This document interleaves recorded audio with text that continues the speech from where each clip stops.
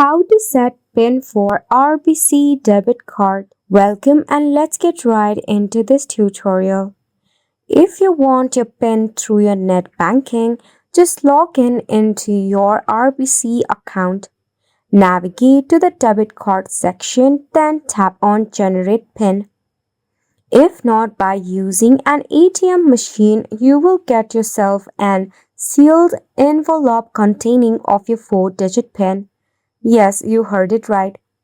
You are not supposed to set the PIN for your debit card. However, the bank will automatically set you a PIN for your debit cards, which you can get access through your net banking, ATM machine, or by dialing in the customer support.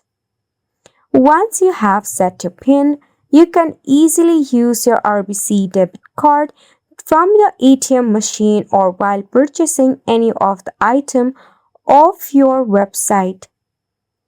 So if you find this process difficult, you can check out the help and support of debit card of RBC or even dial in the customer support number that will be available in the RBC webpage. All you have to do is just tap on the client card PIN once you have got it. And yes, you will get at least of 16 seconds.